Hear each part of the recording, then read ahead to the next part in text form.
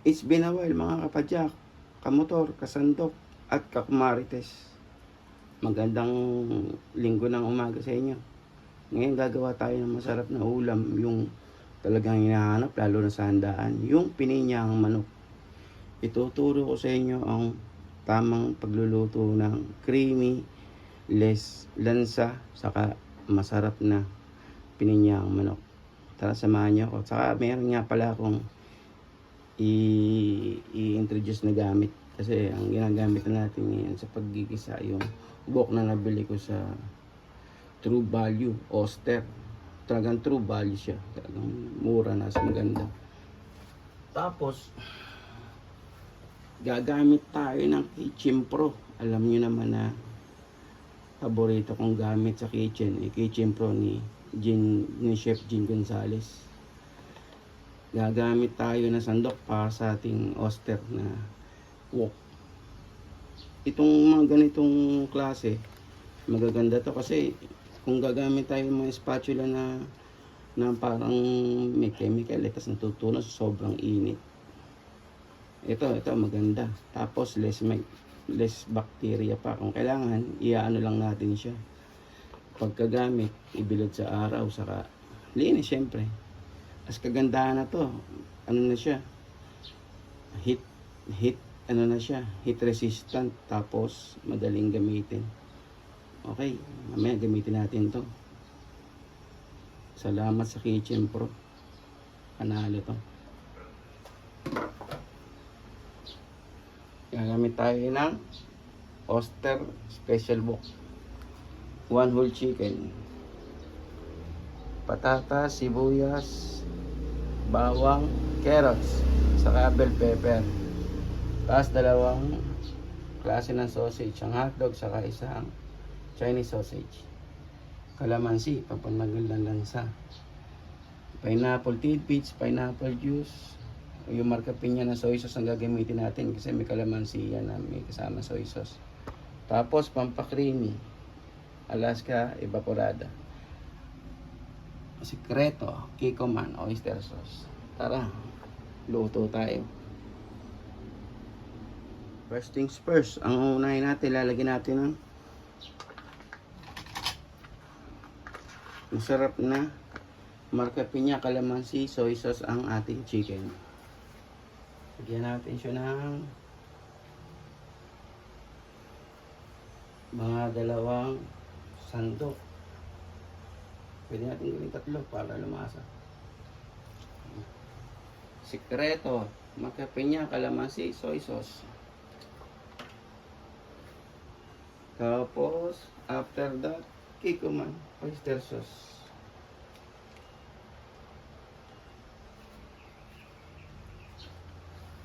Tapos, kalamansi. Gawa tayo ng kalamansi extra para mawala yung lansa. Kung hindi kasi gagamit kayo ng luya, ito na yung alternative, kalamansi.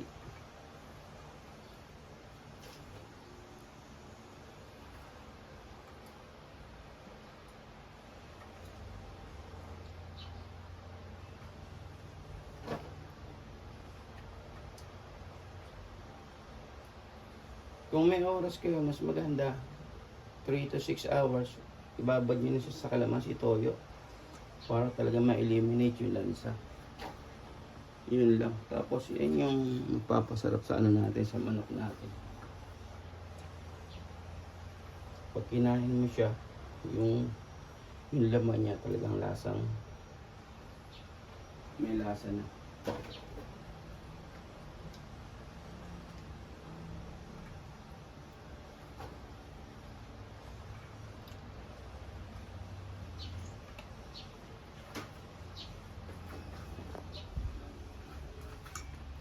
Ayan, haluin na lang natin. Tapos gigisa na tayo. Yun ang unang gagawin, tandaan nyo, para lumasa yung manok. Toyo, oyster sauce, saka kalamansi.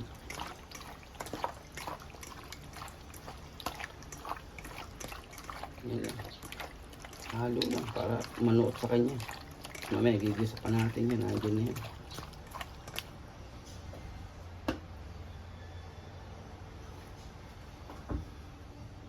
Isa na tayo. Pag nasisunat na, painit na natin yung wok, prito muna tayo. Yung matitigas muna. Patatas.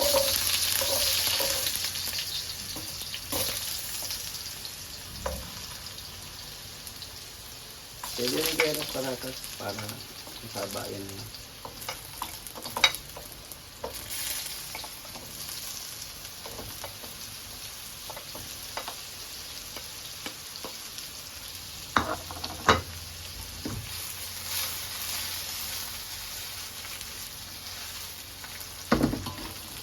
Pirituin lang natin na maayos para ano yan, malambot.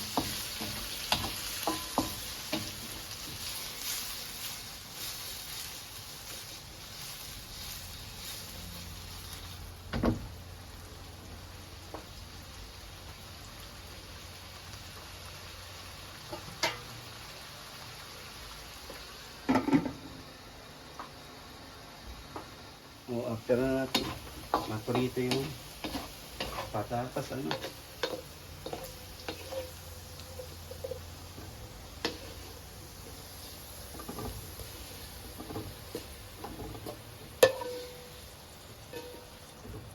Sarap din may tinulok sa ano. Nung burner natin. Napakasarap. Basta maganda talaga gamit nyo. Diba? Gaganahan na talaga kayo magluto. O mga aromatics natin.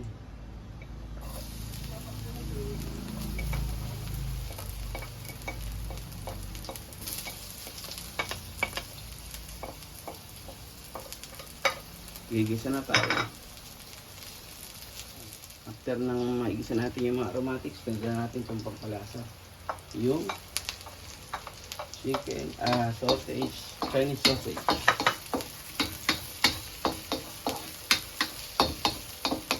Yan. Amin o. Bango na kagad. Saka natin yung ilalagay ang ating mga chicken para ma-absorb niya yung mga aromatics at pampalasa. Drop na natin.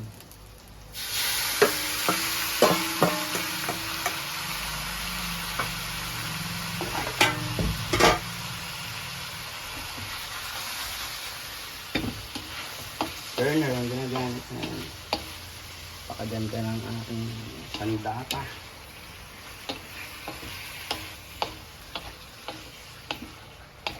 Palasain natin yung chicken.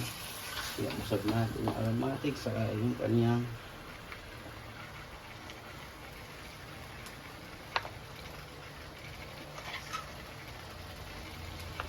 yun natin ang isa pang sandok na soy sauce, calamansi.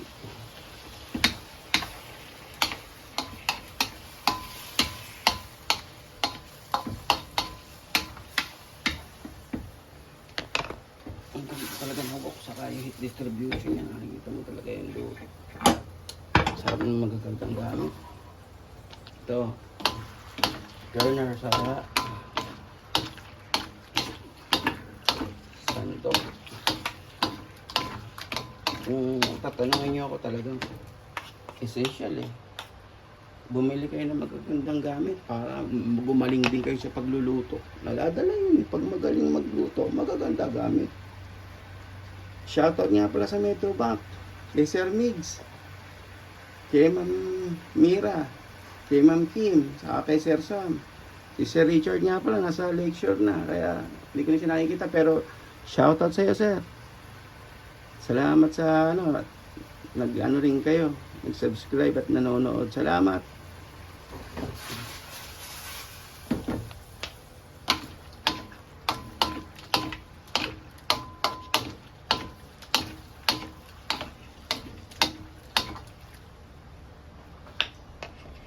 Sikreto ng sangkot siya ay mabuti sa niya, sa mga aromatics saka sa yung chicken sausage ay yung Chinese sausage para lasang lasa.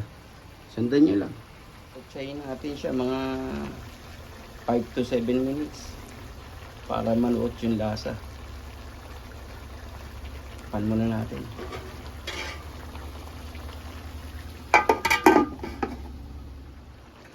After nating masangkot siya, dagdagan natin siya ng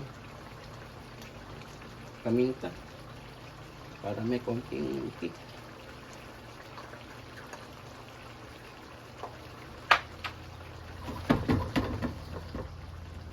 Ang ganda na ng pagkakasangkot siya, oh.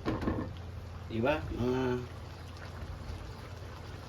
kamotor, kapadyak, kasandok, at kapumarites.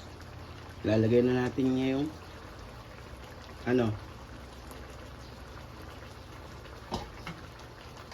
pinya. Kasi okay na siya. Pinya. Gumamit ang 2 tidbits.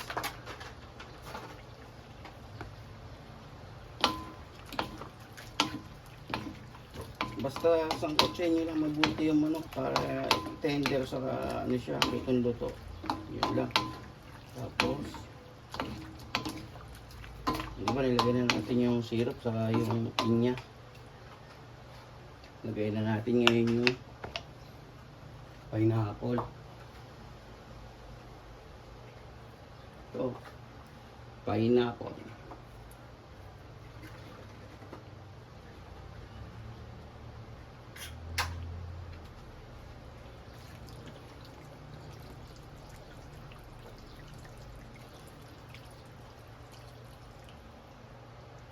Yan.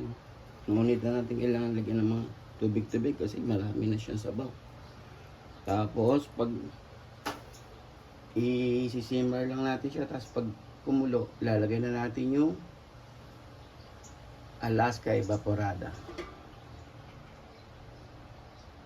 Simmer natin. O, after na ma-simmer lang,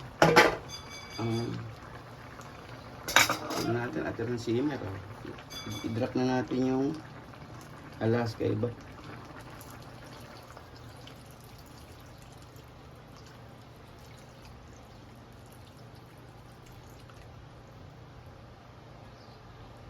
Mamaya marireduce naman yung sabaw niya, kaya sakto lang. Akala mo mukhang marami, pero sakto lang yan.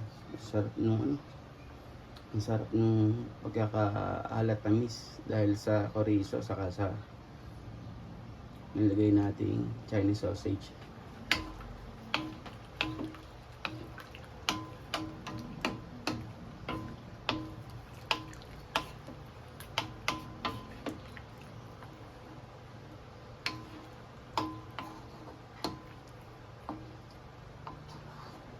Yung iba sa sobrang dami ng budget, nilalagyan pa yan ng cheese. Pero ako hindi na kasi meron na tayong gatas. Ayan, masarap na yan. Maya pagka-reduce, saka natin ilagay yung mga gulay, saka yung hotdog, saka yung bell pepper. Tapos titingnan na natin kung okay na.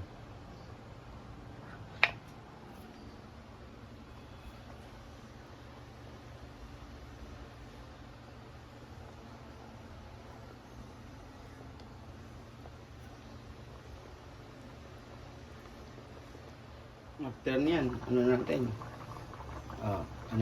Timplahan natin ng alat, patis. Konti lang.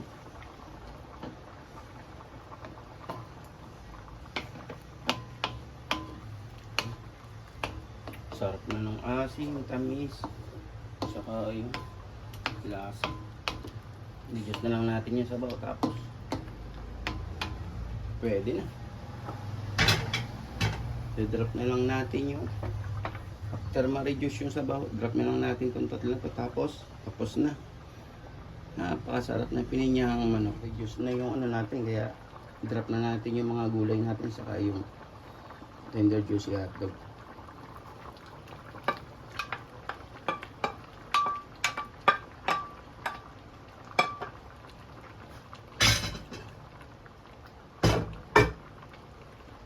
Simmer natin to 3 to 5 minutes, tapos done.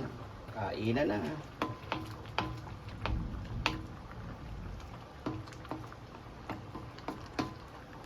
Palaputin lang natin, saka konting simmer. Done na.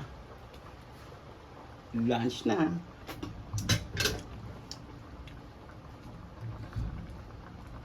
Sundan nyo lang yun, lalo na yung pagmamarinate ko ng chicken. Kung may oras kayo, 2 to 3 hours para lasang-lasa. Tapos, yung nagpapakreamy yung gatas. Tapos, yung kikama na oyster sauce, syempre. Tapos, yung maganda nating wok na oyster. Galing sa True Value. Yung mga katulad kong mahilig magluto sa True Value, sa Alabang Town Center, meron yan. Sa Madison kasi dati meron pero nagsara na eh. Sa Alabang Town Center meron. Try nyo. Almost done na, oh. Nakita nyo. Tenderness naman, oh. Yung sour ng pinya, yung tamis ng chorizo, saka yung ibang flavor niya. Nandyan na. Last 15 seconds, tara. Plating na tayo. Pinayin niya ang manok ni Biker Chef TV. Simmer ng konti, tapos plating na tayo. Achieve na natin yung lapot, yung tamis, yung sourness, saka yung creaminess nung Alaska. Ganda niya lang at napakadali at napakasarap. Hindi na natin kailangan mamiesta kasi kaya naman natin gawin. Shoutout sa mga silent viewers ko dyan na ayaw magpano. Sa mga tropa natin dyan, paring kay Doc, sa Baguio. Doc, kumusta ka dyan? Doc Lloyd, si Engineer Emerson Tino, si Direk, shoutout. Viva Max tayo eh. Direk, Roel, shoutout sa inyo. Ingat kayo dyan.